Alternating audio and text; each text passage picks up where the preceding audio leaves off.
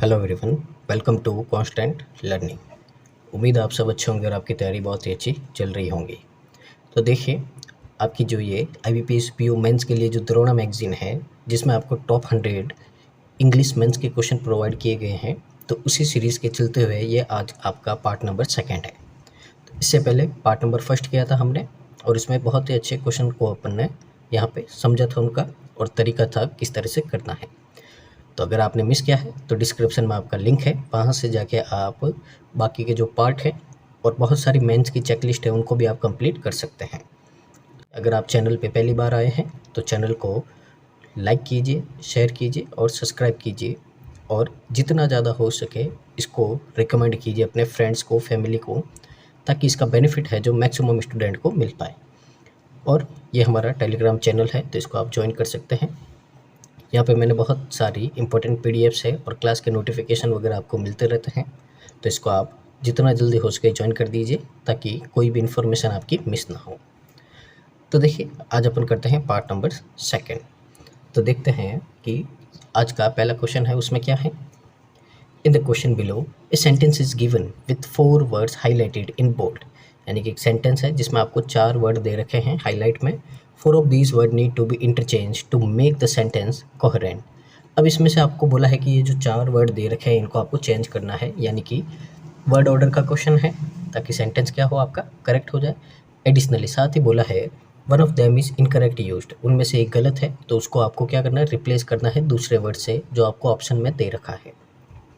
तो ऑप्शन से चूज़ करना है और राइट अरेंजमेंट को इनको क्या करना है, रिप्लेस करना है। और अगर कोई भी रिप्लेस नहीं हो, सारे अपनी जगह सही हो, तो आपको वहाँ पे ई मार्क करना है। तो ये था आपका क्वेश्चन। तो देखिए क्या है यहाँ पे। तो देखिए यहाँ पे ये क्वेश्चन है, 4 आपको ऑप्शन दे रखे हैं, इनमें से कौन सा रिप्लेस होगा।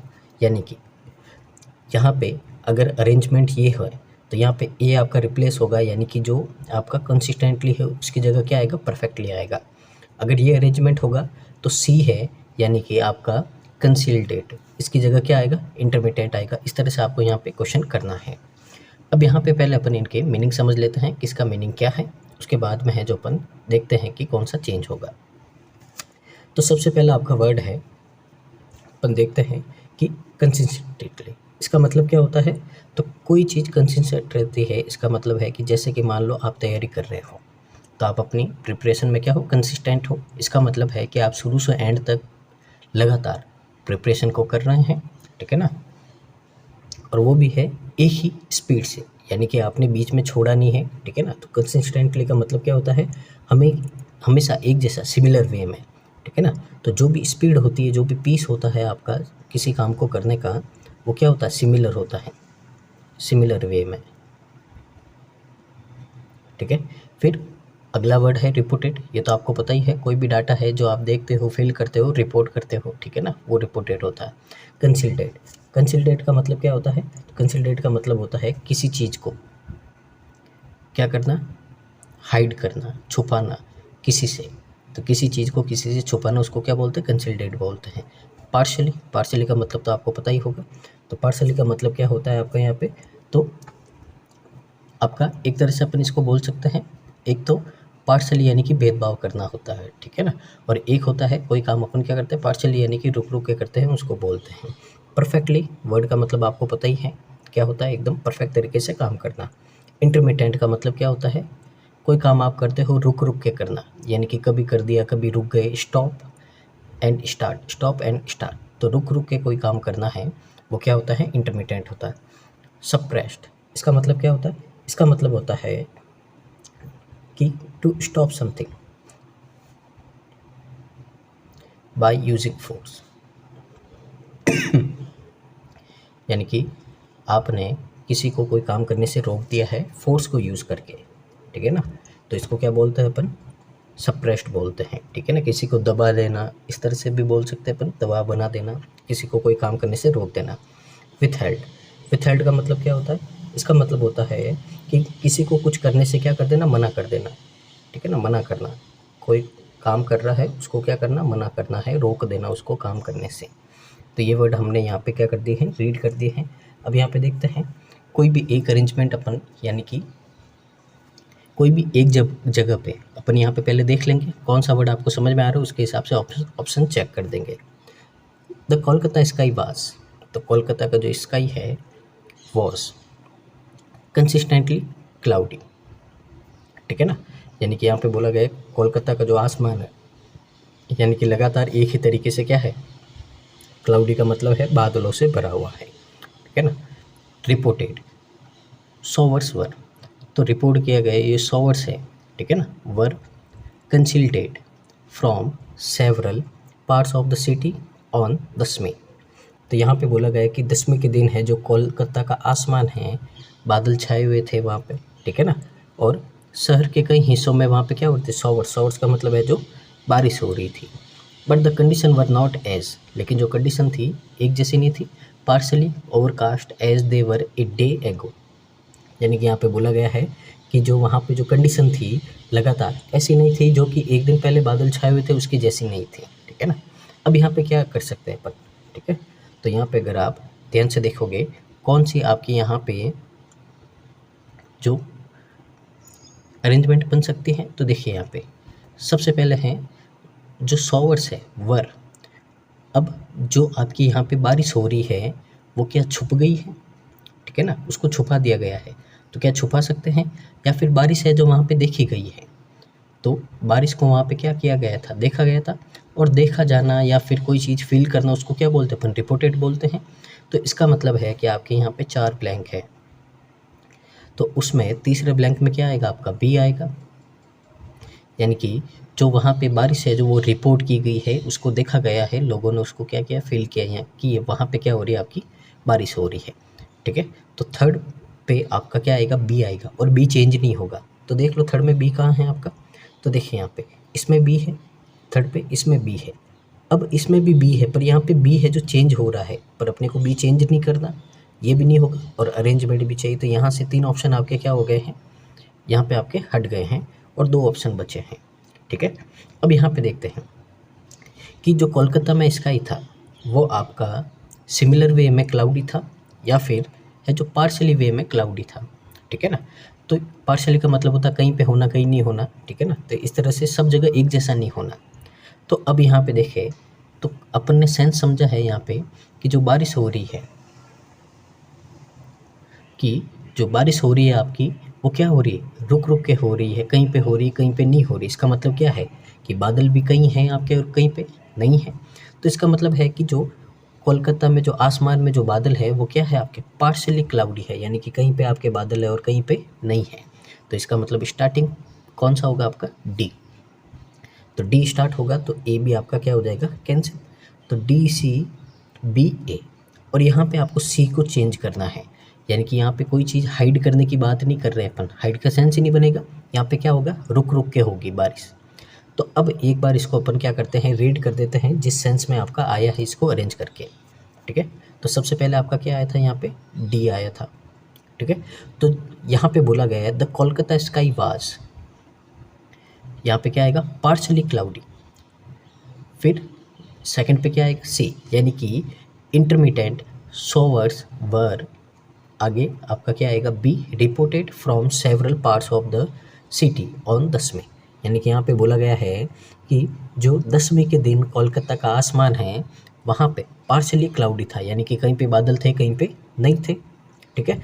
और शहर के कई हिस्सों में रुक रुक के बारिश की सूचना मिल रही थी, यानी कि वहाँ पे रिपोर्टेड हो रहा था कि बहुत सारे सिटी के एरियाज़ में हैं जो रुक रुक के, यानी कि बारिश हो रही है नहीं हो रही है, हल्के छींटे आ रहे हैं बंद हो जा रहे हैं, इस तरह से रुक रुक के क्या हो रही थी आपकी बारिश हो रही थी, यानी कि इंटरमिटेंट हो रही थी।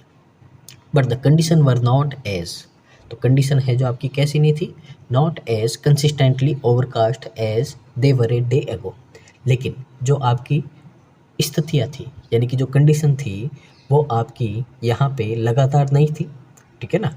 जैसा कि एक दिन पहले तक बादल छाए हुए थे पूरे सिटी में उसके जैसी यहाँ पे कंडीशन लगातार नहीं थे। अब बादल क्या हो गए बिखर गए आपके, कहीं पे है कहीं पे नहीं है। तो यहाँ से आपका आंसर क्या हो जाएगा ऑप्शन नंबर बी हो जाएगा। तो उम्मीद है आपको यहाँ पे जो क्वेश्चन नंबर 1 है समझ में आया होगा और जो करने का तरीका है वो भी समझ में आया होगा। आगे मूव करते हैं अपन अगले क्वेश्चन की ओर। क्वेश्चन नंबर आपका 12 है। तो देखते हैं यहाँ पे पहले अपन मीनिंग समझ लेते क्या होता है। इमीडिएट का मतलब क्या होता है आपका हाथों हाथ, ठीक है ना। तो बिना समय गवाए कोई काम करते उसका मतलब क्या होता है, इमीडिएट होता है आपका, ठीक है। आगे है मेडिसिन का मतलब तो आपको पता ही है, रिजल्टेड क्या होता है, किसी का परिणाम, किसी का रिजल्ट होता है। कॉन्सिक्वेंस, फेक का मतलब क्या होता है, नकली। अब एक्टिविटीज़, आपको पता ही है एक्टिविटीज़ क्या होती है, ठीक है ना, कोई बताने की नीड नहीं है आपकी यहाँ पे, ठीक है। आगे देखिए, प्रॉपर का मतलब क्या होता है, किसी एक प्रॉपर वे में काम करना एकदम सही तरीके से। ऑफ लेवल क्या होता है, ऑफ लेवल का मतलब होता है आपका यहाँ पे कि कोई भी अनअप्रूव्ड, ठीक है ना, तो मतलब कि कोई एक अप्रूव्ड आपकी ड्रग है, यानी कि दवाई है। अप्रूव्ड का मतलब है गवर्नमेंट से पास की हुई एक दवाई है, ठीक है ना, मेडिसिन है, उसका आप गलत तरीके से यूज़ करना, अनअप्रूव्ड वे में क्या करना, यूज़ करना, उसको क्या बोलते हैं, ऑफ लेवल, ठीक है ना। तो इस तरह से इसको क्या बोलते हैं अपन, ऑफ लेवल बोलते हैं। और एज्यूम्ड का मतलब क्या होता है, किसी काम को मान लेना, ठीक है ना, एज्यूम करना। तो उम्मीद है सारे मतलब आपको पता चल गए होंगे। अब देखते हैं यहाँ पे इसका मतलब क्या है और आंसर क्या हो सकता है। सबसे पहले तो यहाँ पे इमीडिएट डोजेस होंगे। अब डोजेस तो किसके होते हैं, मेडिसिन के होते हैं, ठीक है ना। तो डोजेस तो आपके किसके होंगे, मेडिसिन के होंगे। तो मेडिसिन कहाँ है आपका, बी में है, ठीक है ना। अब यहाँ पे देखते हैं कि क्या आपका यहाँ पे बी सही रहेगा या नहीं रहेगा, ठीक है। तो देखते हैं, पहले इसको रीड कर देते हैं। Immediate doses of the diabetes drug prescribed medicine for weight losses have resulted in health risks that could have resulted in that without fake medicine treatment official said, ठीक है। तो यहाँ पे कुल मिला के अगर अपन समझें तो जो यहाँ पे आपकी डायबिटीज़ की दवाइयाँ हैं उसकी मतलब यहाँ पे नकली खुराक, ठीक है ना, उसको लेने से किस काम में ले रहे हैं, वेट लॉस के लिए ले रहे हैं। तो उससे रिजल्ट क्या हो रहा है यहाँ पे, तो रिजल्ट हो रहा है कि आपको हेल्थ रिस्क हो रही है और यहाँ पे जान का भी खतरा है, ठीक है ना, ऑफिशियल बोलते हैं। अब यहाँ पे देखिए, सबसे पहले तो अपन यहाँ पे देखते हैं कहाँ पे क्या आ सकता है। सबसे पहले तो कुड हैव के बाद में क्या आती है, वर्ब की थर्ड फॉर्म आती है कि जो हेल्थ रिस्क है could have resulted in that without, ठीक है ना। यहाँ पे बोला गया है कि इस तरह से अनप्रॉपर यूज़ करते हैं तो उसका रिजल्ट क्या होता है कि हेल्थ रिस्क होता है, साथ पे आपकी जान भी जा सकती है। तो इसका मतलब सी है जो क्या है, अपनी जगह एकदम सही है। तो सी जब अपनी जगह एकदम सही है यानी कि थर्ड नंबर पे सी आएगा, ठीक है। और सी आपका चेंज नहीं होगा, ठीक है ना, सी अपनी जगह क्या एकदम सही है। तो देखिए यहाँ पे नहीं है, यहाँ पे हो सकता है, यहाँ पे हो सकता है। अब यहाँ पे सी थर्ड नंबर पे, पर यहाँ पे क्या हो रहा है, चेंज हो रहा है, तो ये भी नहीं होगा, ये भी नहीं होगा। तो वापस आपके 3 ऑप्शन क्या हो गए, एलिमिनेट हो गए और 2 ऑप्शन है जो आपके यहाँ पे बचे हैं। अब यहाँ पे देखते हैं कि डोजेस कैसे हो सकते हैं। अब यहाँ पे देखिए कि पहला तो बोला है कि मेडिसिन डोजेस, ठीक है, और दूसरा बोला है आपका यहाँ पे फेक डोजेस, ठीक है ना। तो फेक डोजेस का मतलब क्या होता है कि आपको ज़रूरत नहीं है फिर भी आपने क्या कर दिया, डॉक्टर से लिखवा दिए हैं कि मेरे को ये डोजेस लिखो, ठीक है ना। तो medicine doses of the diabetes sense बनेगा, या fake doses of the diabetes यानी कि आपको डायबिटीज़ नहीं है फिर भी आपने क्या कर दिया, उसको प्रेस्क्राइब करवा दिया डॉक्टर से फेक यानी कि ज़बरदस्ती नकली रूप से कि मेरे को डायबिटीज़ है लिख दो, क्यों, वेट लॉस के लिए, ठीक है ना। तो अगर यहाँ पे सेंस समझोगे आप, ठीक है ना, तो यहाँ पे सेंस के हिसाब से क्या आना चाहिए, आपका फेक डोजेज आना चाहिए, ठीक है ना। तो फेक डोजेज आएगा तो इसका मतलब सबसे पहले स्टार्टिंग क्या होगा आपका, डी। अब स्टार्टिंग डी होगा तो ये कट गया। अब डी के बाद में क्या आएगा, बी, यानी कि मेडिसिन अपनी जगह सही है, prescribed medicine for weight loss. तो प्रेस्क्राइब्ड डॉक्टर है जो आपका प्रेस्क्राइब करता, क्या करता है, मेडिसिन करता है, तो एकदम सही है यहाँ पे, ठीक है ना। और लास्ट में क्या आएगा आपका ए, और चेंज होगा आपका बी, ठीक है ना, बी चेंज होगा यानी कि मेडिसिन तो आएगा ही नहीं यहाँ पे, ठीक है। अब यहाँ पे एक बार समझते हैं अपन कि मेडिसिन की जगह क्या आएगा, ऑफ लेवल आएगा। तो ऑफ लेवल का मतलब क्या होता है, तो ऑफ लेवल का मतलब मैंने आपको समझा दिया था, अनप्रॉपर वे से क्या करना, यूज़ करना। तो यहाँ पे एक बार समझ लेते हैं क्या होता है। Fake doses of the diabetes drug prescribed of level for weight losses have resulted in health risk that could have resulted in that without immediate medical treatment official set, ठीक है। तो एकदम सेंस सही बन रहा है। इसका मतलब क्या है तो देख लेते हैं कि वजन घटाने के लिए जो आपकी यहाँ पे निर्धारित की गई है, जो आपकी डायबिटीज़ की जो नकली खुराक है उसके परिणाम स्वरूप क्या होता है कि जो हेल्थ रिस्क होते हैं और जिसके कारण आपके यहाँ पे तत्काल अगर आपको मेडिकल ट्रीटमेंट नहीं मिला जाए तो आपकी क्या हो सकती है, मौत भी हो सकती है। तो ऑफिशियल ने ऐसा कहा है, तो एकदम सही बात है यहाँ पे, ठीक है ना। तो यहाँ पे क्या आएगा, ऑफ लेबल आएगा और आंसर क्या बन जाएगा आपका, ऑप्शन नंबर सी बन जाएगा। उम्मीद आपको समझ में आया होगा। आगे मूव करते हैं अपन अगले क्वेश्चन की ओर। क्वेश्चन नंबर आपका 13। तो देखिए क्वेश्चन में क्या बोला है, पहले मीनिंग समझ लेते हैं अपन। सिग्निफिकेंट का मतलब क्या होता है, इंपॉर्टेंट, बहुत ही महत्वपूर्ण, तो इसको बोलते हैं अपन इंपॉर्टेंट, ठीक है। आगे डिसीजन का मतलब तो पता ही है आपको, निर्णय लेना। अहेड का मतलब क्या होता है, आगे, आगे या फर्दर, फर्दर, फिर से या आगे, ठीक है ना। इंटरेस्ट का मतलब तो पता ही होगा आपको, प्रोग्राम पता होगा आपको। बाइडिंग, बाइडिंग का मतलब क्या होता है, तो देखिए ये नॉर्मली आपका यूज़ किया जाता है ऑक्शन में, ठीक है ना। तो ऑक्शन में आप किसी चीज़ की प्राइस को ऑफर करते हो तो बिड लगाते हैं, यानी कि बोली लगाते हैं कि इतने इतने देंगे, इसको क्या बोलते हैं, बाइडिंग। यानी कि किसी को किसी चीज़ के लिए कोई प्राइस ऑफर करना कि मैं इतने दूंगा, मैं इतने दूंगा, उसको क्या बोलते हैं, बाइडिंग बोलते हैं। ग्रेटिट्यूड का मतलब क्या होता है, एक तरह से किसी का सम्मान करना, किसी को रेस्पेक्ट देना, ठीक है ना। तो किसी को थैंक्स बोलना, गिव थैंक्स टू समथिंग, किसी को क्या करना, थैंक बोलना। और ग्रेट का मतलब तो क्या होता है, शानदार, ठीक है ना। तो ये मीनिंग हो गए। अब यहाँ पे देखते हैं अपन आगे कि यहाँ पे आपका क्या आंसर बन सकता है। तो देखते हैं और समझते हैं यहाँ पे क्या होगा। इंडियाज़ इंटरेस्ट इन, तो इंडिया का इंटरेस्ट है इन significant for the Olympic game in 2036, ठीक है ना। तो इंडिया का है जो इंटरेस्ट है, आपने अगर न्यूज़ देखते हो करंट अफेयर्स वगैरह, तो यहाँ पे इंडिया चाहता है कि वो 2036 का ओलंपिक को क्या करे, होस्ट करे, ठीक है ना। तो और अभी कल ही के न्यूज़ में, कल या परसों की न्यूज़ में ही आया है कि इंडिया ने है जो इसके लिए क्या कर दिया है, अपनी एप्लीकेशन को लिख के दे दिया है, जो आपका इंटरनेशनल ओलंपिक एसोसिएशन है उसको। साथ में बहुत सारी कंट्रीज़ है, उन्होंने भी क्या किया है, यहाँ पे अपना अपना एप्लीकेशन दिया कि हम भी होस्ट करना चाहते हैं। तो यहाँ पे यही बोल रहा है कि इंडिया का इंटरेस्ट है ओलंपिक को क्या करना, होस्ट करना। Conveyed publicly by PM Narendra Modi decision of the 141 IOC session in Mumbai, ठीक है, इज़ ए। अब देखिए यहाँ पे ए आ रहा है और अहेड आ रहा है, तो ए और अहेड तो साथ में नहीं आएगा। तो a ahead moment in the country's Olympic sports movement, there are several steps and a long way to go between a bid interest and a potential bid victory, ठीक है। तो यहाँ पे इसको रीड कर दिया। अब यहाँ पे देखते हैं कि इंडिया का इंटरेस्ट है, ठीक है ना। अब इंटरेस्ट किस में होगा यहाँ पे इंडिया का, तो इंडिया का इंटरेस्ट है कि वो ओलंपिक गेम को क्या करे, होस्ट करे, ठीक है ना, उस गेम को खेले। तो उसके लिए यहाँ पे क्या होगा आपका, इंडिया का यहाँ पे क्या है, उसका मन है कि वो क्या करे, 2036 के ओलंपिक को क्या करे, यहाँ पे होस्ट करे, ठीक है ना। तो क्या कोई ऐसा वर्ड है जिससे आपको लग रहा है कि वो होस्ट करे, या फिर उसने एप्लीकेशन दी है, या कोई भी कुछ भी ऐसी बोली लगाई है, उसने अपना प्रस्ताव रखा है, क्या कोई ऐसा वर्ड है? तो पहले तो ऐसा कोई वर्ड है ही नहीं आपका यहाँ पे, ठीक है ना। तो इंडिया का इंटरेस्ट है वो ओलंपिक गेम को होस्ट करे या उसके लिए अपना प्रस्ताव रखे, तो इसके लिए एक वर्ड ही है, पूरे आपके यहाँ पे जितने भी वर्ड दिख रहे हैं उसमें है वो आपका बिडिंग। तो बिडिंग करते हैं, यानी कि यहाँ पे बोली लगाते हैं, ठीक है ना, सारे अपने अपने प्रस्ताव रखते हैं, ठीक है ना। तो एक तरह से बिडिंग का मतलब क्या होता है, इंटरेस्ट दिखाना किसी चीज़ में, तभी तो आप क्या करोगे, उसको लेने के लिए प्राइस लगाओगे, ठीक है। तो यहाँ पे क्या हो सकता है, आपका बिडिंग हो सकता है। तो देख लेते हैं अपन एक बार इसको चेक करके। तो सबसे पहले आपका बी आएगा, यानी कि बी चेंज होगा, बिडिंग। तो India's interest in bidding for the Olympic game in 2036, यानी कि 2036 के ओलंपिक खेलों के लिए बोली लगाने में भारत की रुचि है, कि भारत चाहता है कि मैं इसको होस्ट करूं। Conveyed publicly by Narendra Modi. अब सेकंड में क्या आएगा आपका सी, यानी कि ahead of the 141st IOC session in Mumbai.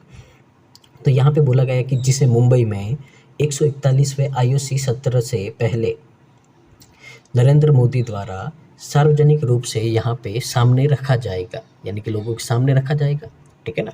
तो अहेड का मतलब क्या होता है, फर्दर, सामने रखना, आगे रखना उनको, ठीक है ना। तो अहेड ऑफ द 141, यानी कि इस सेशन में लोगों के सामने, ये जो मुंबई में सेशन होगा तो लोगों के सामने ये प्रस्ताव रखा जाएगा कि हम हैं जो क्या कर रहे हैं, होस्ट कर रहे हैं। तो एकदम सही है, लोगों के सामने रखना, ठीक है ना। फिर इज़ ए, अब आगे क्या आएगा आपका, इज़ ए, यानी कि ए आएगा सिग्निफिकेंट मोमेंट, यानी कि बहुत ही एक इम्पोर्टेंट मोमेंट है, किसके लिए, कंट्रीज़ ओलंपिक स्पोर्ट्स मूवमेंट के लिए, ठीक ठीक है ना, क्योंकि आपको पता है कि जब भी कोई कंट्री ओलंपिक होस्ट करती है तो पूरी दुनिया में सिर्फ उसी का नाम छाता है कि ओलंपिक ओलंपिक करके, उस कंट्री का ही नाम है जो सबके सामने आता है। और जब जितने ज़्यादा लोगों के सामने नाम आएगा तो जो इन्वेस्टमेंट होता है कंपनियों का, वो क्या करते हैं, अट्रैक्ट करते हैं अपनी ओर। तो इसके लिए सारे देश चाहते हैं कि अपने देश में ये इवेंट है जो आपका होस्ट करे, यही आपका रीज़न होता है, ठीक है ना। तो यहाँ पे एक बहुत ही सिग्निफिकेंट मोमेंट है जो कंट्री के ओलंपिक स्पोर्ट्स मूवमेंट है, उसमें there are several step and a long way to go between a bid, और लास्ट में क्या आएगा आपका, लास्ट में आएगा आपका D, a bid interest and a potential bid victory. यानी कि यहाँ पे क्या बोला है, यहाँ पे बोला है कि जो यहाँ पे बिड करना है, रुचि और संभावित बोली की जीत के बीच कई और कदम है और एक लंबा रास्ता तय करना है। क्योंकि मैंने आपको बताया था बहुत सारे देश हैं, जैसे कतर है, इंग्लैंड है, ठीक है ना। तो बहुत सारे देश है जो जिन्होंने भी क्या किया, यहाँ पे बिडिंग की है, यानी कि उन्होंने भी बोली लगाई है कि हम भी होस्ट करना चाहते हैं। तो अभी तो सिर्फ इंडिया ने बिड किया है, पर इसमें बहुत सारा लंबा प्रोसेस है कि वो क्या कर देंगे अपना, यहाँ पे अभी तो मीटिंग होगी, उसमें आपका यहाँ पे प्रस्ताव रखे जाएंगे, फिर बातें होंगी, ठीक है ना। उसके बाद में जाके कहीं पे जाके बहुत ही लंबा प्रोसेस है, उसके बाद में जाके आपको क्या मिलेगी, यहाँ पे इसकी अध्यक्षता करने को मिलेगी। तो ये यहाँ पे बोला गया है। तो आंसर यहाँ पे क्या होगा आपका, ऑप्शन नंबर बी होगा। और देखिए यहाँ पे बिड है, बिड से भी अपन यहाँ पे समझ सकते हैं कि क्या आएगा आपका, बिडिंग आएगा, ठीक है ना। तो उम्मीद है आपको यहाँ पे क्वेश्चन समझ में आए होंगे, ठीक है। तो ये थे आपके 3 क्वेश्चन जो थे वर्ड ऑर्डर के। अब आगे है आपका अगला क्वेश्चन, क्वेश्चन नंबर 14 है। तो देखिए इसमें क्या बोला है, read the given paragraph and select the option which can be inferred from the given paragraph. तो यानी कि आपको इन्फर्ड बेस्ड क्वेश्चन दिया है, यानी कि एक पैराग्राफ है छोटा सा, इसको आपको रीड करना है और यहाँ पे जो पीछे आपको दे रखे हैं इसमें से आप क्या इन्फर्ट कर सकते हो, यानी कि क्या क्या बातें आप निकाल सकते हो यहाँ से, ये आपको यहाँ पे बोला गया है। तो पहले अपन इसको रीड कर देते हैं, फिर इसके बाद में देखेंगे क्या क्या इससे हैं अपन इन्फ्रेंस निकाल सकते हैं। Time and again, road transport and highway minister Nitin Gadkari has expressed confidence that electric vehicles will achieve price party with conventional petrol burners in India with 2 years। यानी कि यहाँ पे जो आपके जो रोड एंड ट्रांसपोर्ट मिनिस्टर है नितिन गडकरी, उन्होंने बार बार भरोसा जताया है कि जो आपके इलेक्ट्रिक व्हीकल्स है 2 साल के भीतर भारत में यहाँ पे जो पेट्रोल बर्न करने वाले हैं जो व्हीकल है, उनके साथ में जो प्राइस है उसको इक्वलिटी यानी कि समान प्राइस पे आ जाएंगे, ठीक है ना। तो प्राइस समानता हासिल कर लेंगे वो यहाँ पे। Government under climate pressure are given to mixing projection with wishful thinking and unless the center amps up subsidies that looks unlikely in most market segments। यहाँ पे बोला गया है आपका कि जो यहाँ पे क्लाइमेट चेंज से जो दबाव में सरकारें यहाँ पे सोच के साथ में यानी कि अपनी इच्छा जता रही है और उस सोच के साथ में यहाँ पे अनुमान को यानी कि अजम्पशन कर रही है और यहाँ पे मिला जुला यहाँ पे एक आपका रिस्पॉन्स पेश कर रही है यहाँ पे सामने, जो जब तक केंद्र यहाँ पे जो इलेक्ट्रिक व्हीकल है उनके ऊपर सब्सिडी नहीं बढ़ाता है तब तक अधिकांश बाजार क्षेत्रों में ऐसा होने की संभावना नहीं दिखती है। इसका मतलब क्या बोला है, तो इसका मतलब बोला है कि इलेक्ट्रिक व्हीकल क्या होते हैं, महंगे होते हैं। अब उनको लेना है तो जो पेट्रोल वाले व्हीकल उनसे ज़्यादा पैसा देना पड़ेगा, पर लोग तो यही सोचेंगे मैं क्यों दूँ, जब मेरा काम कम पैसों में हो रहा है तो मैं क्यों दूँ। तो इसके लिए गवर्नमेंट क्या करती है, सब्सिडीज़ देती है। आपने देखा होगा बहुत सारी आपकी योजनाएं होती हैं, अगर आप करंट अफेयर पढ़ते हो तो इलेक्ट्रिक व्हीकल पे आपको क्या मिलती है, सब्सिडीज़ मिलती है। अब आपको यही बोला है कि गवर्नमेंट है जो जब तक सब्सिडीज़ नहीं बढ़ाएगी तब तक है जो ये आपका इनका लेवल है इलेक्ट्रिक व्हीकल का पेट्रोल बर्न करने वाले व्हीकल के इक्वल नहीं आएगा। तो सबसे इम्पोर्टेंट क्या है, सब्सिडी के बिना है जो ये इक्वल नहीं होगा। तो सबसे आपका ज़रूरी है यहाँ पे कि सब्सिडी को बढ़ाना पड़ेगा। Since electric and fuel burning engines differ so much. अब यहाँ पे बोला है कि जो इलेक्ट्रिक व्हीकल होते हैं और जो आपके जो फ्यूल पे चलने वाले जो इंजन्स होते हैं, तो इन दोनों के इंजन क्या होते हैं, बहुत ज़्यादा अलग होते हैं। However the bigger question is there relative cost of ownership. और सबसे बड़ा क्वेश्चन क्या है यहाँ पे, तो सबसे बड़ा आपका क्वेश्चन है कि उनका जो यहाँ पे कॉस्ट है ओनरशिप की वो क्या है। यहाँ पे सबसे बड़ा क्वेश्चन यहीं पे है कि उनकी रिलेटिव कॉस्ट है जो ओनरशिप की वो भी क्या है, यहाँ पे अलग अलग है। On this prospect of convergence have been outline by the Crisil research reported. अब यहाँ पे आपको बोला है कि इस पर है जो क्रिसिल रिसर्च रिपोर्ट द्वारा यहाँ पे क्या है, जो यहाँ पे संभावना है उनको यहाँ पे क्या किया गया, अंडरलाइन किया गया, यानी कि यहाँ पे बताया गया है। On a broad average it forecasts the premium paid on owning a sports utility vehicle, यानी कि SUV that draws power from a battery over an SUV that runs on petrol at only 11% in 25-26, down from 23% at the end of 21-22। अब यहाँ पे बोला गया है कि अगर अपन यहाँ पे एक ब्रॉड एवरेज यानी कि बड़े तौर पे यहाँ पे एवरेज रूप से देखें तो यह अनुमान लगाया जा सकता है कि 25-26 में जो पेट्रोल से चलने वाली एसयूवी की तुलना में बैटरी से चलने वाले जो आपके एसयूवी है उनके मालिक होने पर भुगतान किया जाने वाला प्रीमियम है केवल 11% है आपका, ठीक है ना, जो 21-22 के अंत में 23% से कम है, ठीक है ना। यानी कि पहले आपका 23% था यहाँ पे, ठीक है ना, 21-22 में, लेकिन अब आपका 25-26 में लगभग कितना हो जाएगा, 11% हो जाएगा। यानी कि यहाँ पे एसयूवी की तुलना की गई है जो आपकी बैटरी से चलती है और जो आपकी फ्यूल से चलती है, उन दोनों की कंपेरिजन किया गया है। By Crisil's estimate, while an electric SUV that logs 12,000 km over 4 years would cost its owner at least 35.2 rupees per kilometer by 25-26 end। अब यहाँ पे आपको बोला गया है कि जो क्रिसिल के अनुसार है 4 साल में 12,000 किलोमीटर चलने वाली जो आपकी इलेक्ट्रिक एसयूवी के लिए 25-26 के अंत तक उसके मालिक को कम से कम 35.2 रुपये प्रति किलोमीटर का खर्च आएगा। यानी कि क्या बोला है कि अगर आपकी एसयूवी है जो, ठीक है ना, 12,000 किलोमीटर चलेगी 4 साल में, तो आपका 1 किलोमीटर का खर्चा आएगा, वो आएगा 35 रुपये और 20 पैसे आपका 1 किलोमीटर का, जो 25-26 के एंड तक आपका इतना हो जाएगा इसका cost.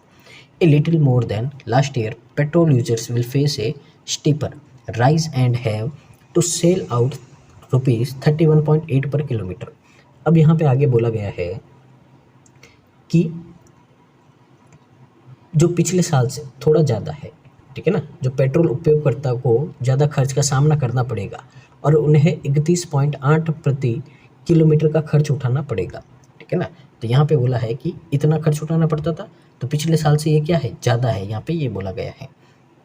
All vehicles get increasingly economical with greater use, but since EVs are seen to do this better, the gap would close sooner for those covering longer distance। तो यहाँ पे बोला गया है आपका कि ज़्यादा इस्तेमाल के साथ सभी वाहन ज़्यादा किफ़ायती होते जा रहे हैं, यानी कि आप व्हीकल्स का जितना यूज़ करोगे वो उतना ही क्या होंगे, आपको यहाँ पे सस्ते पड़ेंगे, ठीक है ना, ये बोला गया है।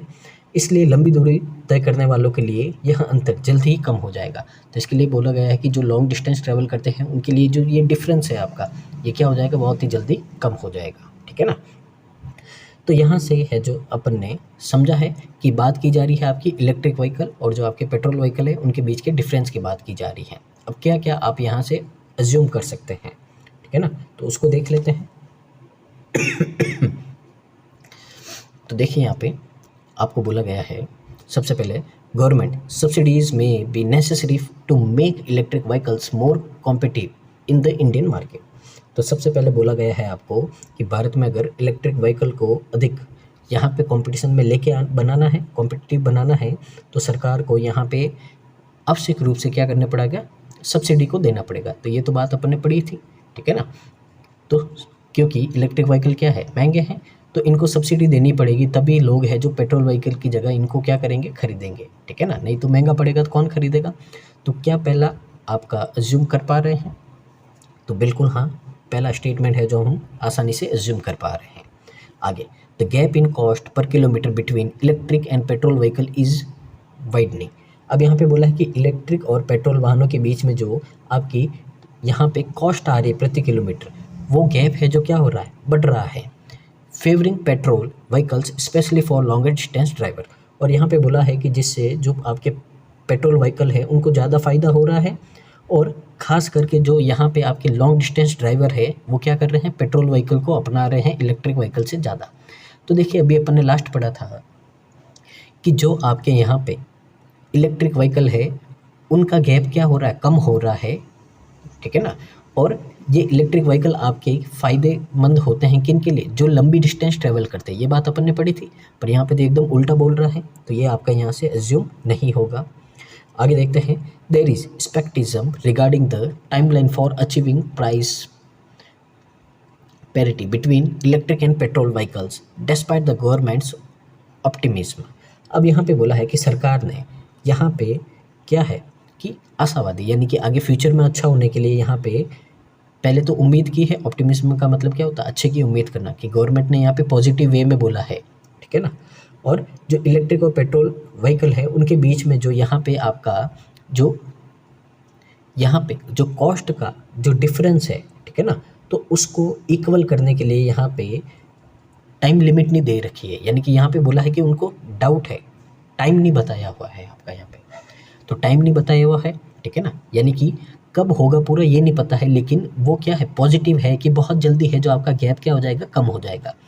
तो अगर आप ध्यान से देखो तो अपन ने पढ़ा था यहाँ पे कि ये गैप है जो आपका धीरे धीरे क्या होगा, कम होगा, ठीक है ना, गैप धीरे धीरे क्या हो जाएगा आपका, कम हो जाएगा। लेकिन अपने को पैसेज में कहीं पे भी कोई टाइम नहीं बताया है कि इतने साल में होगा, ठीक है ना। तो इसका मतलब क्या है, अगर पहले तो आपको बोला है कि गैप कम होगा, यानी कि गवर्नमेंट क्या है यहाँ पे पॉजिटिव सोच रही है, यानी कि ऑप्टिमिज्म है गवर्नमेंट।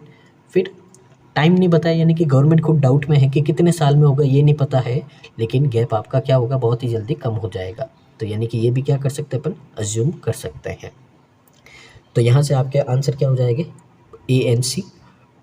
तो ऑप्शन नंबर सी है जो आपका कि यहाँ पे क्या हो जाएगा, करेक्ट आंसर हो जाएगा। आगे मूव करते हैं अगले क्वेश्चन के लिए। अगेन आपका एक पैसेज है और इसमें आपके 4 क्वेश्चन हैं, तो इसको भी अपन रीड करेंगे और यहाँ पे देखेंगे किस तरह से यहाँ पे सॉल्व करना है। तो यहाँ पे पहले अपन देख लेते हैं, कोई वॉकैब का क्वेश्चन है तो उसको सॉल्व कर देते हैं, नहीं है तो फिर अपन क्या करेंगे, यहाँ पे पैसेज को रीड करेंगे और उसके बाद में सॉल्व करेंगे। ये तो ब्लैंक है आपका, ये आपका ट्रू पूछा है, यहाँ पे फॉल्स पूछा है, और यहाँ पे आपका क्वेश्चन आया है वॉकैब का, ठीक है ना। तो पहले अपन वॉकैब वाला क्वेश्चन है जो सॉल्व कर सकते हैं बिना रीड किए, उसके बाद में अपन पैसेज को रीड करेंगे यहाँ पे। तो देखिए आपको बोला है, in the question below a word phrase has been highlighted above and use in sentence below the same.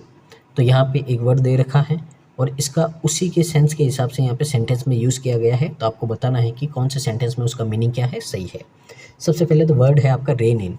तो रेन इन बहुत ही इंपॉर्टेंट वर्ड है, इसको मार्क कर दीजिएगा, लिख दीजिएगा। इसका मतलब होता है किसी को लिमिट करना, टू लिमिट, या फिर कंट्रोल करना किसी को, ठीक है ना। तो कोई भी आपका यहाँ पे प्रोसेस है या कोई भी चीज़ है उसको क्या करना, लिमिट में करना है, उसको कंट्रोल में करना है, इसका मतलब क्या होता है, रेन इन होता है, ठीक है ना। अब यहाँ पे समझते हैं कि किस में है जो यहाँ पे कंट्रोल करने की बात की गई है, वो समझ लेते हैं अपन यहाँ पे। The CEO knew it was time to rein in the companies expansion plans to avoid over extending resources. तो यहाँ पे आपको बोला है कि जो CEO है उसको पता था कि अब समय आ गया है कि इस पर क्या किया जाए, लिमिट किया जाए, कंट्रोल किया जाए, ठीक है ना। किसको, जो कंपनी का विस्तार योजना है उसको, ताकि यहाँ पे जो आपका यहाँ पे अवॉइड कर सके, किसको, जो ओवर एक्सटेंडिंग यानी कि बहुत ज़्यादा रिसोर्सेज का यूज़ किया जा रहा है उसको क्या कर सके अपन, लिमिट में कर सके। इसके लिए यहाँ पे कंपनी के एक्सपेंशन के पॉइंट प्लान को क्या किया जाएगा, यहाँ पे लिमिट में किया जाएगा, कंट्रोल में किया जाएगा, ठीक है। तो इसके हिसाब से क्या है, एकदम सही आपका कॉन्टेक्स्ट के हिसाब से बैठ रहा है यहाँ पे। अगला देखते हैं, the school board is planning to rein in a comprehensive music education programme to enhance students creativity and culture awareness. तो यहाँ पे बोला गया है कि जो स्कूल बोर्ड है वो प्लान कर रहा है अब एक कॉम्प्रिहेंसिव म्यूजिक एजुकेशन प्रोग्राम को यहाँ पे करने के लिए स्कूल क्या कर रहा है, प्लान कर रहा है। तो उसको क्या लिमिट करेगा कि इसको क्या कर देंगे अपन, लिमिट कर देंगे, नहीं। लिमिट करना का तो एक तरह से क्या होता है, नेगेटिव करना। तो प्रोग्राम तो होते हैं वो क्या होते हैं, स्टूडेंट के जो यहाँ पे मन के अंदर जो भी आपकी फीलिंग्स होती है, जो भी उनके अंदर आपका छुपा होता है उसको क्या करते हैं, एनहेंस करते हैं उनकी क्रिएटिविटी को और कल्चर अवेयरनेस को। तो यहाँ पे आपका रेन इन नहीं आएगा, यहाँ पे आएगा आपका इंट्रोड्यूस। इंट्रोड्यूस का मतलब किसी चीज़ को शुरू करना, इंट्रोड्यूस यानी कि स्कूल है जो क्या करेगी, इंट्रोड्यूस करेगी एक आपका म्यूज़िक एजुकेशन प्रोग्राम, ताकि वो बच्चों के अंदर क्रिएटिविटी और कल्चर अवेयरनेस है उसको क्या कर सके, बढ़ा सके। तो बी वाला नहीं होगा आपका, सी में। Following the renovation, the historic building was reined in as a culture center, showcasing its rich heritage. तो यहाँ पे आपको बोला गया है कि जो ये आपका रिनोवेशन चल रहा है, जो हिस्टोरिक बिल्डिंग है वॉज, अब इसको क्या किया जाएगा, इसको कंट्रोल किया जाएगा एज ए कल्चरल सेंटर, एक कल्चरल सेंटर के रूप में कंट्रोल किया जाएगा या उसको लिमिट किया जाएगा? कोई सेंस बनता है आपका? नहीं। यहाँ पे क्या जाएगा, इसको इस्टेब्लिश किया जाएगा, यानी कि लोगों के सामने रखा जाएगा कि यहाँ पे हमने क्या किया है, यहाँ पे हमने एक इस बिल्डिंग को एक कल्चरल साइट के रूप में क्या किया है, बदल दिया है। और ये वो शोकेस करेगा अपनी रिच हेरिटेज को, यानी कि अपनी सुंदरता और जो अपना हेरिटेज है उसको क्या करेगा, यहाँ पे अपनी संस्कृति को लोगों के सामने प्रस्तुत करेगा। तो यहाँ पे लिमिट करना वापस नेगेटिव सेंस है, तो यहाँ पे क्या आएगा, इस्टेब्लिश आएगा। तो दोनों वर्ड आपके गलत हो गए हैं, तो सिर्फ सही कौन सा है, only A. Option number A है जो यहाँ पे, यानी कि बी क्या हो गया आपका, यहाँ पे करेक्ट आंसर हो गया है। ठीक है, तो अब यहाँ पे अपन ने जो वाक्य का क्वेश्चन था वो कर दिया है। तो अब अपन चलते हैं पैसेज की ओर और इसको रीड करते हैं और समझते हैं यहाँ पे क्या बोला है। कॉन्सेंट्रेट रखिएगा क्योंकि बाद में क्वेश्चन आपके इन्फ्लुएंस बेस और बीच में से आएंगे, क्योंकि मेंस का है ये, तो इसके लिए ध्यान रखना है आपको। तो शुरू करते हैं। The government will release a new foreign trade policy in coming week that could include measures to help push up goods and service exports as well as rein in runaway import bill। तो यहाँ पे बोला है कि सरकार जो आने वाला सप्ताह है उसमें कई आपके यहाँ पे फॉरेन ट्रेड पॉलिसीज़ है, ठीक है ना। तो फॉरेन ट्रेड पॉलिसी है जो उनको क्या करेगा, जारी करेगी, जिसमें आपके बहुत सारे जो उपाय हैं, जो आपके यहाँ पे मेजर्स है उसमें क्या होंगे, शामिल हो सकते हैं। अब यहाँ पे बोला है कि जो आपका जो यहाँ पे जो सर्विस एक्सपोर्ट है, ठीक है ना, और जो यहाँ पे जो वस्तुओं और सेवाओं को निर्यात को बढ़ाने के साथ साथ यहाँ पे आपका जो आयात बिल यानी कि जो इंपोर्ट बिल है जो रोकने के लिए यहाँ पे क्या किया जाएगा, यहाँ पे आपका उसको help to goods and service export, ठीक है ना, तो उसको क्या किया जाएगा, पुशअप किया जाएगा यहाँ पे, ठीक है ना। तो यहाँ पे देखिए आगे क्या बोला है, the current trade policy was introduce इन 2015, यानी कि ये जो करंट ट्रेड पॉलिसी है इसको क्या किया गया था, आपका इंट्रोड्यूस किया गया था 2015 में, ठीक है ना। तो देखिए यहाँ पे आपको बोला गया था कि गवर्नमेंट क्या करेगी, रिलीज़ करेगी नई फॉरेन ट्रेड पॉलिसी आने वाले हफ्ते में, अब जिसमें शामिल होंगे मेजर ताकि वो हेल्प करेगा पुशअप करने में गुड्स और सर्विस एक्सपोर्ट को, साथ ही वो कंट्रोल करेगा जो अभी आपके इंपोर्ट बिल है जो बढ़ रहे हैं उनको कंट्रोल करने में क्या करेगा, मदद करेगा। और जो करंट ट्रेड पॉलिसी है वो इंट्रोड्यूस हुई थी आपकी 2015 में, when its 5-year term ended a week after the national lockdown to curb the pandemic. It extended for a year considering the extinguishing circumstances. अब यहाँ पे बोला गया है आपका कि 2015 में तो इंट्रोड्यूस हुई थी और कितने साल तक के लिए, 5 साल के टर्म के लिए आपकी ये चल रही थी। तो जब आपका पेंडेमिक को रोकने के लिए यहाँ पे जो लॉकडाउन के एक सप्ताह बाद इसकी 5 साल की अवधि समाप्त हो गई थी, कि जब लॉकडाउन लगाया था तो उसके एक हफ्ता के बाद में ही इसकी जो 5 साल की जो यहाँ पे टाइम पीरियड था वो क्या हो गया था, ख़त्म हो गया था। तो इसे यहाँ पे जो कंडीशन थी उसको देखते हुए 1 साल के लिए बढ़ा दिया था, क्योंकि सारे लोग घर पे बैठे थे, तो पॉलिसी बनाने कौन आएगा।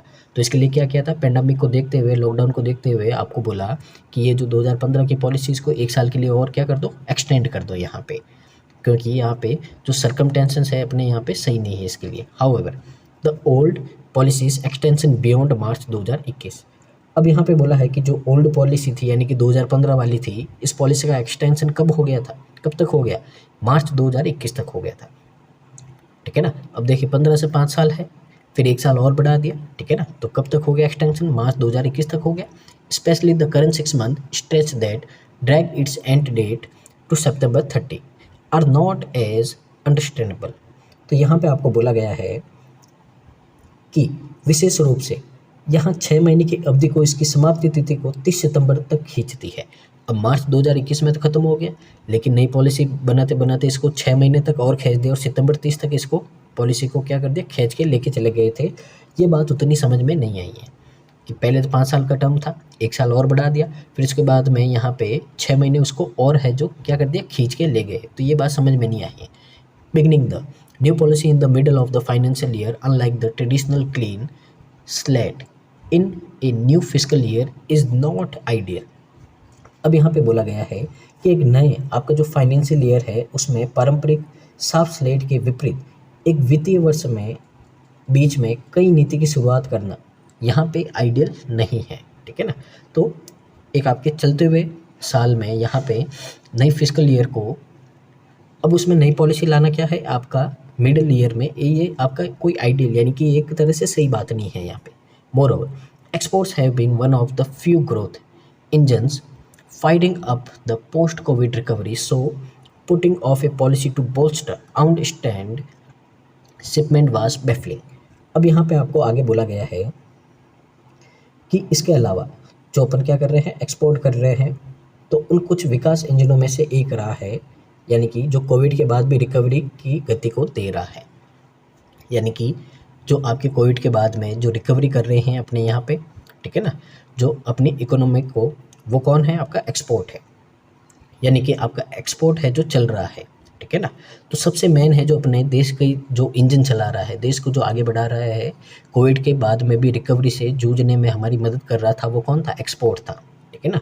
तो putting off a policy to bolster outstanding shipment was baffling. तो यहाँ पे आपको बोला गया है कि इसलिए यहाँ पे जो आउटबाउंड शिपमेंट को बढ़ावा देने की नीति को टालना हैरान करने वाला था यहाँ पे, ठीक है ना।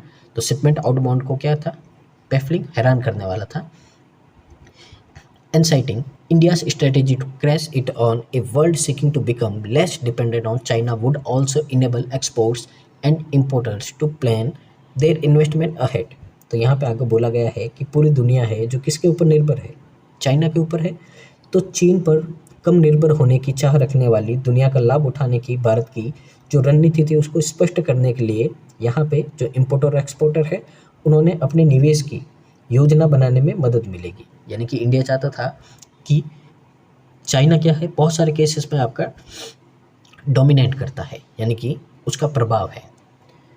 तो वो क्या करता है यहाँ पे, उसके ऊपर, चाइना के ऊपर बहुत सारे आपके देश है जो बहुत सारी चीज़ों के लिए डिपेंड है, तो उसकी डिपेंडेंसी को कम करना है। तो वो सिर्फ पोटेंशियल है किसके पास में, इंडिया के पास में, क्योंकि इंडिया के पास में वर्क फोर्स है, लेबर है, ठीक है ना, और यहाँ पे युवा लोग भी बहुत ज़्यादा है। तो इसके लिए बोला है कि यहाँ पे इंडिया है जो क्या करना चाहता है, चाइना के ऊपर है जो दूसरे देशों की स्ट्रेटेजी यानी कि डिपेंडेंसी को कम करना चाहता है। तो इसके लिए उसकी जो पॉलिसी बनाएंगे तो उस पर दूसरे देश है जो क्या करेंगे, मदद करने की कोशिश करेंगे, क्योंकि वो चाहते हैं कि चाइना की जगह वो क्या करे, किसी और देश के ऊपर निर्भर रहे इसके लिए। और यहाँ पे इंडिया से बहुत सारे देशों के रिलेशन अच्छे हैं, तो वो क्या करते हैं, इंडिया को सपोर्ट करते हैं। यही बात आपकी यहाँ पे बोली गई है। तो देखिए आगे बोला है, last January a WTO compliant export initiative scheme was kicked off to refund domestic taxes to exporters, but the rates were only notified month later with a few sectors left out. अब यहाँ पे आपको बोला गया है कि पिछले जनवरी में जो WTO यहाँ पे जो आपका कंप्लाइंट एक्सपोर्ट इनिशिएटिव स्कीम है, जिसको किक्ड ऑफ का मतलब क्या होता है, शुरू करना किसी चीज़ को, फ्रेजल वर्ब है, बहुत ही इंपॉर्टेंट है, किक्ड ऑफ सीधा आ सकता है एग्जाम में।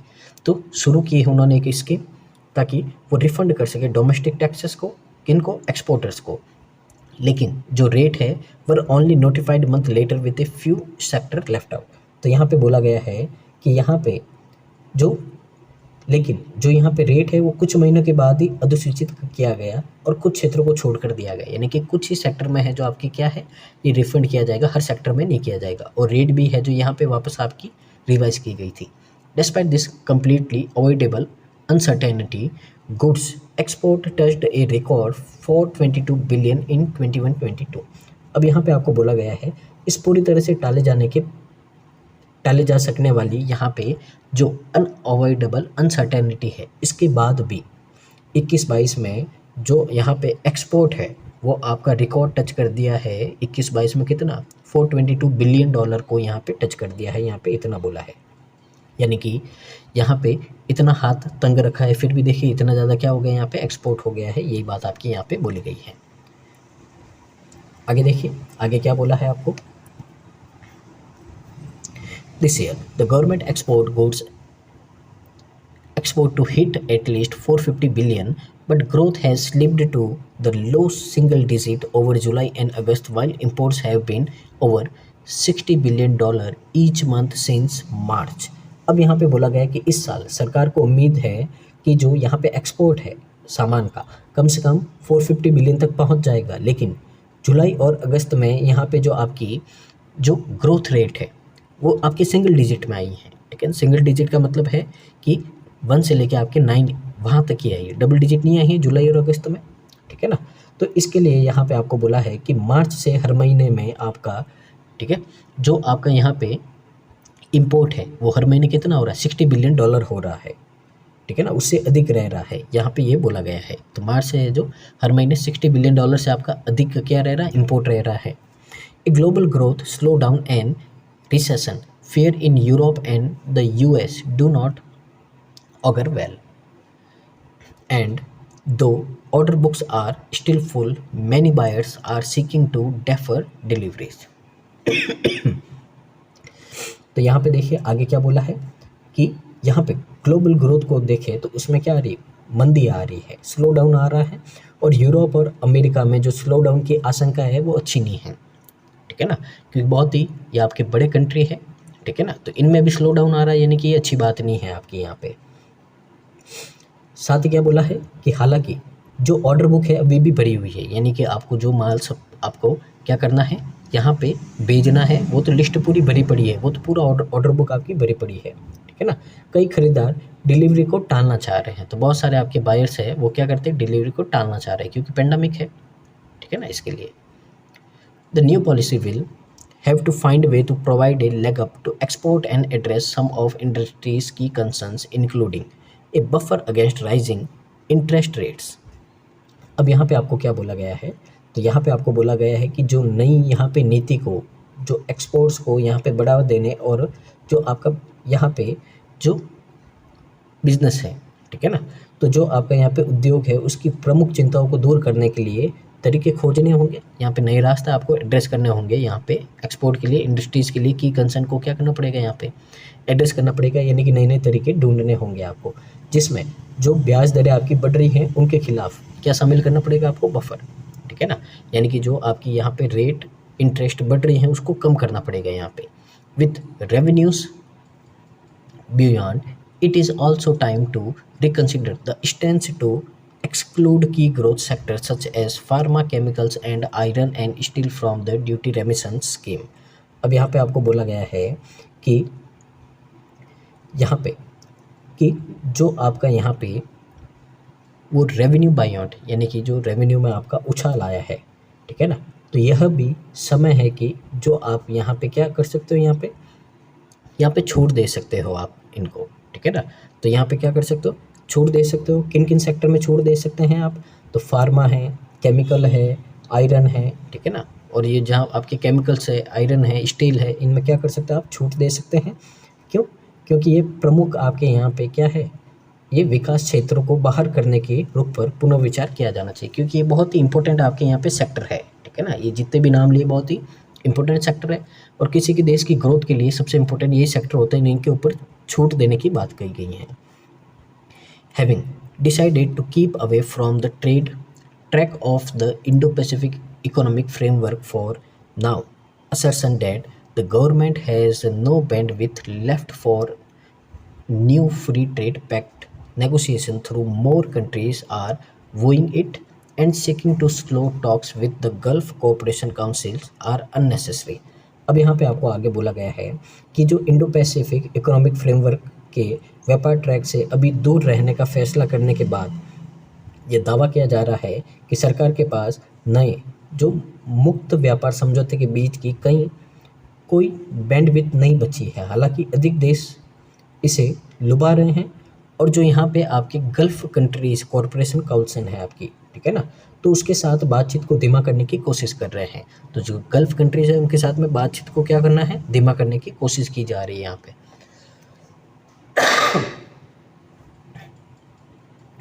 आगे, if there is a genuine constraint a solution must be short perhaps. यहाँ पे बोला गया है यहाँ पे कि if there is a genuine constraint, यानी कि क्या है आपका यहाँ पे कि यदि कोई यह वास्तव में क्या है, कोई एक आपका यहाँ पे समस्या है, तो इसका समाधान, तो इसका जो सॉल्यूशन है उसको आपको क्या करना पड़ेगा, बहुत ही जल्दी करना ज़रूरी है, ठीक है ना।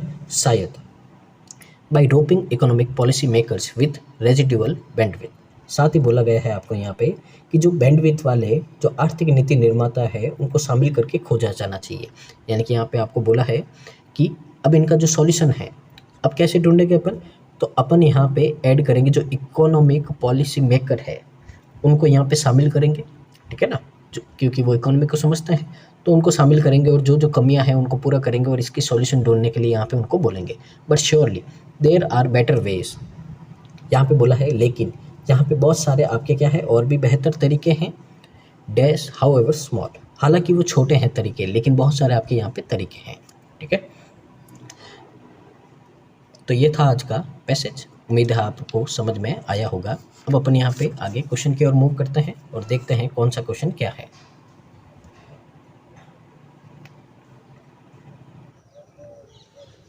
तो देखिए क्वेश्चन की ओर मूव करते हैं। तो क्वेश्चन नंबर आपका 15 है। तो देखते हैं इसमें क्या बोला है। अब आपको ब्लैंक फिल करना है यहाँ पे। तो आपको बोला है यहाँ पे जो क्वेश्चन है आपका, there is a genuine constraint, a solution must be sought, perhaps by roping in economic policy makers with residual bandwidth, but surely there are better ways, dash however small।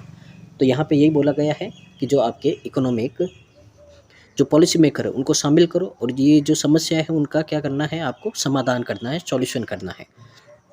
अब अपने पास में बहुत सारे बेटर तरीके हैं, फिर ब्लैंक है आपका, और तरीके छोटे हैं पर क्या है आपके यहाँ पे बहुत सारे अपने पास में तरीके हैं।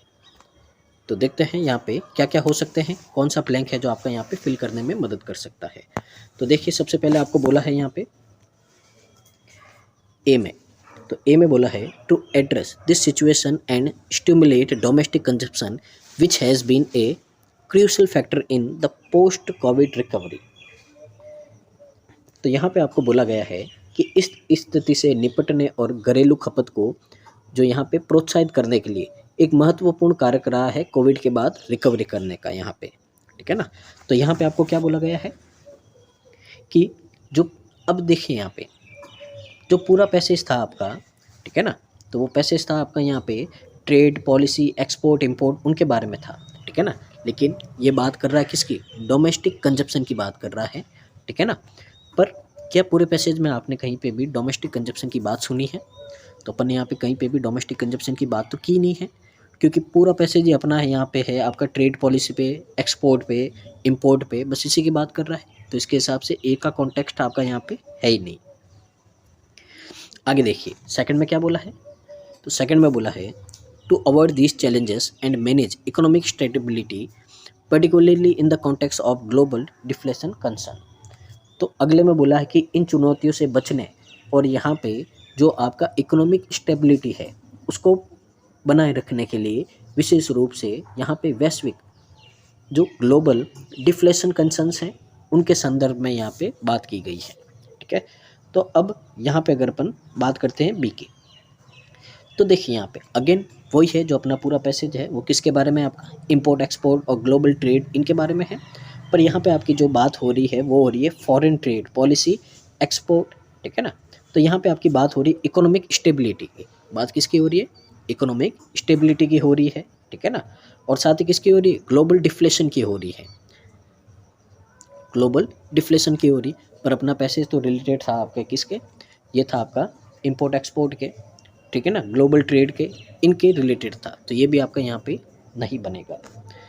आगे है to drive home India's rising clout than by driving away potential partner countries.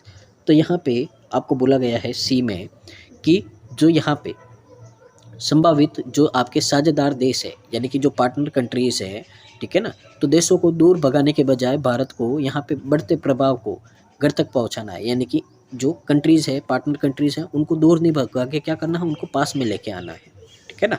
तो यहाँ पे तो अपन ने बोला था यहाँ पे कि जब भी अपन पॉलिसीज़ वगैरह बनाएंगे तो चाइना के ऊपर क्या करनी है, आपको डिपेंडेंसी कम करनी है और उसमें जो दूसरे कंट्रीज़ क्या करेंगे, हमारी हेल्प करेंगे। ये बात हमने पढ़ी थी। तो उसी से रिलेटेड आपका यहाँ पे सी है, तो ये क्या है आपका एकदम सही है। तो ओनली सी सही है, तो ऑप्शन नंबर सी क्या हो जाएगा आपका यहाँ पे करेक्ट आंसर हो जाएगा। तो इस तरह से थोड़ा मेंस का क्वेश्चन है, तो थोड़ा आपका यहाँ पे चैलेंज तो रहेगा ही। उम्मीद आपको समझ में आया होगा। आगे मूव करते हैं अपन अगले क्वेश्चन की ओर। क्वेश्चन नंबर आपका 16। तो 16 में बोला है कौन सा आपका ट्रू है अकॉर्डिंग, ठीक है ना।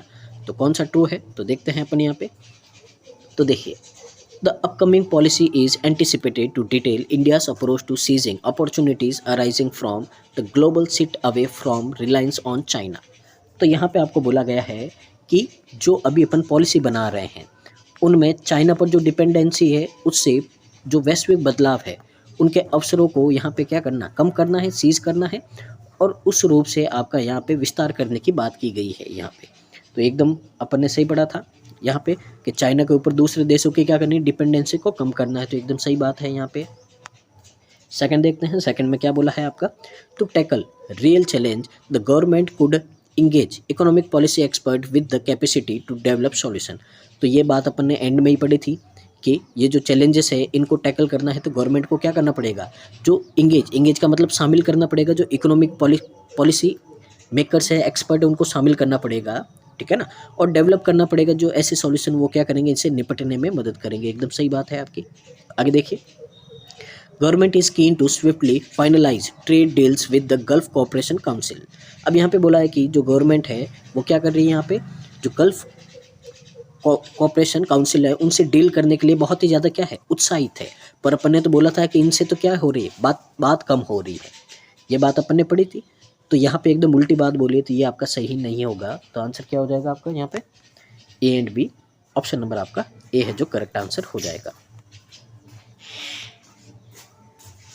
तो आगे देखिए, क्वेश्चन नंबर 17 है, तो आज के सेशन का लास्ट क्वेश्चन है। तो इसमें बोला है आपको यहाँ पे फॉल्स आपको फाइंड करना है। तो कौन सा आपका फॉल्स रहेगा, तो देखते हैं। ए वाला है कि India's post covid recovery health relies on export making delays in supporting outbound shipment quite perplexing. यानी कि यहाँ पे बोला गया है कि कोविड के बाद में जो भारत की रिकवरी काफ़ी हद तक जो डिपेंड करती है वो किसके ऊपर करती है, एक्सपोर्ट के ऊपर, ठीक है। और इसके जो आउटबाउंड शिपमेंट है उसमें यहाँ पे डिले हो रहा है, जो क्या कर रहा है, बहुत ही ज़्यादा आपको समस्या पैदा कर रहा है। तो अपन ने पढ़ा था कि जो इंडिया का जो कोविड के बाद में जो इंजन चला रहा है वो कौन चला रहा है, एक्सपोर्ट। तो इंडिया की कोविड के बाद में रिकवरी के लिए सबसे इंपॉर्टेंट आपका कौन सा है, एक्सपोर्ट वाला सेक्टर ही रहेगा। ये अपन ने पढ़ा था। तो ये तो आपका क्या है, एकदम सही है। तो ए वाला आपका आंसर नहीं होगा। फिर आगे देखते हैं, the extension of the old policy beyond March 2021 specially the current 6 month stretch are easily comprehensible. तो यहाँ पे बोला है कि जो नई नीति आपकी 2021 से आगे बढ़ाई गई थी और 6 महीने के लिए जिसको और आगे एक्सटेंड किया गया था उसको अपन आसानी से समझ सकते हैं। पर अपन ने तो बोला वो आपकी क्या है, आसानी से अपन नहीं समझ सकते कि क्यों आगे बढ़ाया गया है, अपनी समझ के क्या है, बाहर है। तो ये क्या है आपका, गलत है। किस वर्ड के लिए, इस वर्ड के लिए, इजीली कॉम्प्रिहेंसिबल। आसानी से अपन नहीं समझ सकते कि क्यों यहाँ पे ऐसा किया गया है, क्योंकि वो क्या कर रही थी, आपको समस्याएं पैदा कर रही थी। आगे देखते हैं, the new policy disregard effort to enhance export and neglects addressing industry concerns including safeguarding against rising interest rate. अब यहाँ पे बोला गया है कि जो नई नीति है जो एक्सपोर्ट बढ़ाने के प्रयासों की क्या कर रहा है, यहाँ पे डिसरिगार्ड कर रहा है, यानी कि कोशिश नहीं कर रहा है कि यहाँ पे क्या करे, एक्सपोर्ट बढ़ाए। साथ ही जो यहाँ पे जो इंटरेस्ट रेट बढ़ रही है उसके विरुद्ध भी यहाँ पे क्या कर रहा है, चिंताओं के जो यहाँ पे जो कंसर्न्स हैं उनको भी यहाँ पे क्या नहीं कर रहा है, सही ढंग से उनका भी समाधान नहीं कर रहा है। तो अपन ने पढ़ा था कि एक्सपोर्ट तो बढ़ा रही है, पूरे पैसेज में अपन ने यही रीड किया था, क्योंकि जो अपनी पूरी इकोनॉमी है वो डिपेंड करती है कोविड के बाद में मेन एक्सपोर्ट के ऊपर, ठीक है ना। और साथ ही यहाँ पे क्या बोला था आपको कि यहाँ पे जो इंटरेस्ट रेट है उसको भी कम करेंगे। बहुत सारे सेक्टर पढ़े थे अपन ने, ठीक है ना, केमिकल, आयरन, स्टील, उनके ऊपर। तो ये भी क्या हो गया आपका गलत। तो आंसर बी एंड सी है। तो कौन सा होगा, ऑप्शन नंबर डी होगा, ठीक है। तो ये था आज का सेशन। उम्मीद है आपको समझ में आया होगा और आज का सेशन आपको बहुत ही अच्छा लगा होगा। तो अगर वीडियो को पूरा देखिए और सेशन अच्छा लगा है तो कमेंट कीजिए कि आपको कैसा लगा है। साथ ही जितना पॉसिबल हो सके इसको शेयर कीजिए, रिकमेंड कीजिए, ताकि इसका बेनिफिट है जो मैक्सिमम स्टूडेंट को मिल पाए। तो thank you so much, keep watching constant learning.